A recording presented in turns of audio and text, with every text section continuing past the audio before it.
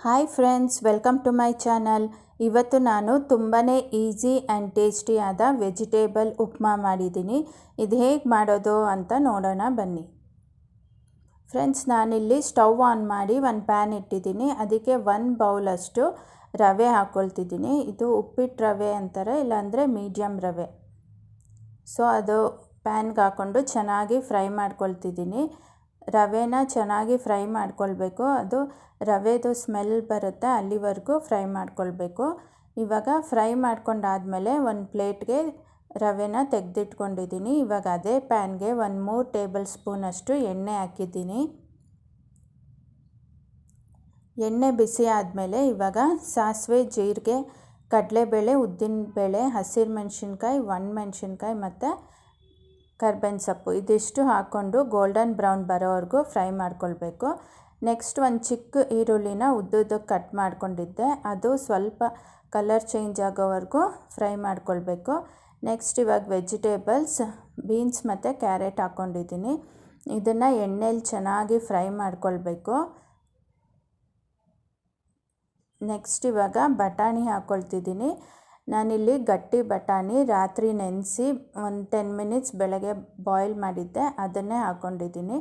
ಇವಾಗ ಟೊಮೆಟೊ ಮತ್ತು ತೆಂಗಿನ ತುರಿ ಹಾಕ್ಕೊಂಡು ಫ್ರೈ ಮಾಡ್ಕೊಳ್ತಿದ್ದೀನಿ. ಸೊ ಹಸಿ ಬಟಾಣಿ ಇದ್ದರೆ ಅದು ಬೀನ್ಸ್, ಕ್ಯಾರೆಟ್ ಹಾಕ್ಕೊಂಡಾಗಲೇ ಹಾಕ್ಕೊಳ್ಬೋದು. ಇವಾಗ ನೀರು ಹಾಕ್ಕೊಳ್ತಾ ಇದ್ದೀನಿ. 1 ಬೌಲ್ ರವೆಗೆ 3 ಬೌಲು ನೀರು ಹಾಕ್ಕೊಳ್ತಾ ಇದ್ದೀನಿ. ಸೊ ನೀರು ಸ್ವಲ್ಪ ಜಾಸ್ತಿನೇ ಹಾಕ್ಕೊಳ್ಬೇಕು ಉಪ್ಪಿಟ್ಟಿಗೆ. ಇವಾಗ ರುಚಿಗೆ ತಕ್ಕಷ್ಟು ಉಪ್ಪು ಮತ್ತು ಅರ್ಧ ಟೀ ಸ್ಪೂನಷ್ಟು ತುಪ್ಪ ಹಾಕ್ಕೊಳ್ತಾ ಇದ್ದೀನಿ. ತುಪ್ಪ ಹಾಕೋದ್ರಿಂದ ಟೇಸ್ಟು ತುಂಬಾ ಚೆನ್ನಾಗಿರುತ್ತೆ. ಇವಾಗ ನೀರು ಚೆನ್ನಾಗಿ ಬಾಯ್ಲ್ ಆಗೋವರೆಗೂ ಇರಬೇಕು. ಇವಾಗ ಚೆನ್ನಾಗಿ ಬಾಯ್ಲ್ ಆಗಿದೆ. ಇವಾಗ ರವೆನ ಸೇರಿಸ್ಕೊಳ್ಬೇಕು.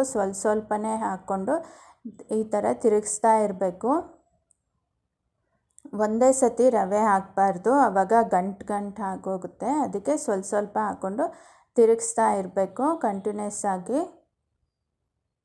ಸೊ ನೀರು ಸ್ವಲ್ಪ ಜಾಸ್ತಿ ಹಾಕ್ಕೊಂಡ್ರೆ ತೆಳುವಾಗಿ ಬರುತ್ತೆ, ಇಲ್ಲದಿದ್ದರೆ ಸ್ವಲ್ಪ ರವೆ ಹಾಕೋ ಅಷ್ಟೊತ್ತಿಗೆ ಗಟ್ಟಿ ಆಗಿಬಿಡುತ್ತೆ.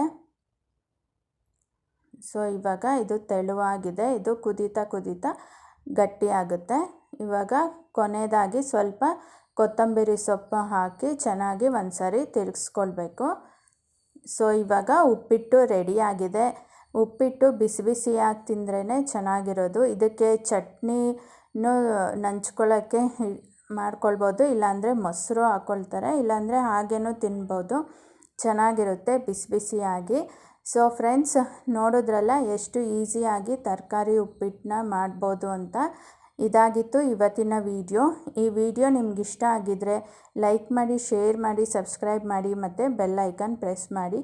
Meet you in my next video. Until then, take care. Bye friends.